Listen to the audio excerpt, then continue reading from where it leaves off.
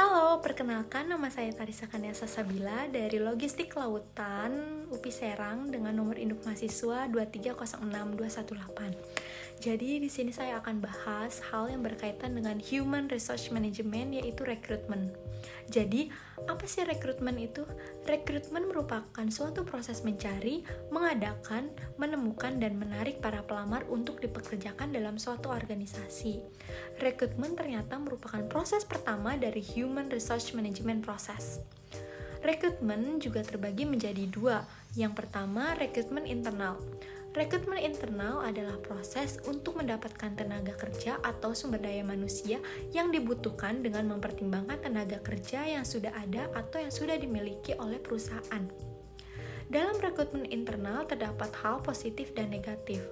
Hal positif dalam rekrutmen internal adalah bisa mengurangi biaya untuk keperluan rekrutmen dan juga bisa menghemat waktu karena kandidat yang direkomendasikan telah memiliki kualifikasi yang dibutuhkan oleh organisasi.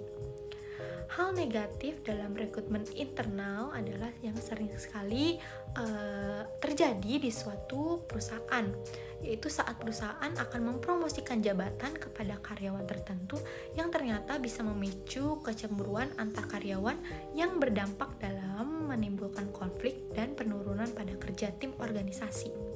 Contoh dari rekrutmen internal adalah seorang karyawan yang sebelumnya tidak tetap atau sedang magang bisa menjadi karyawan tetap karena memiliki pengetahuan, kemampuan, potensi, dan minat yang lebih tinggi. Yang kedua adalah rekrutmen eksternal. Rekrutmen eksternal merupakan proses perusahaan mendapatkan tenaga kerja atau sumber daya manusia yang akan ditempatkan pada suatu jabatan tertentu dengan memperoleh dari luar perusahaan atau sering sekali disebut dengan outsourcing. Dalam rekrutmen eksternal juga terdapat hal positif dan hal negatif. Hal positif dalam rekrutmen eksternal adalah karena rekrutmen mengambil kandidat dari luar organisasi pasti akan menambahkan keberagaman lingkungan kerja baru di dalam organisasi.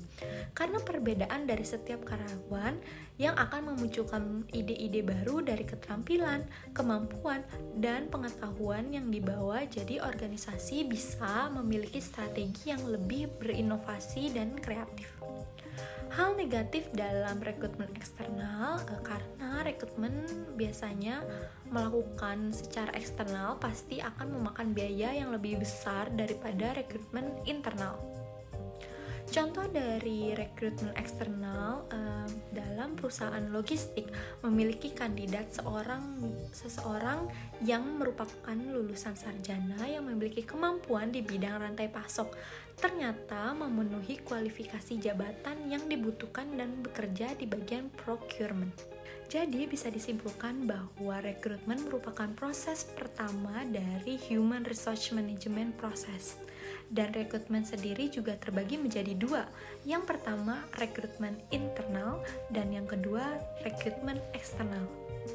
Sekian video dari saya, sampai jumpa.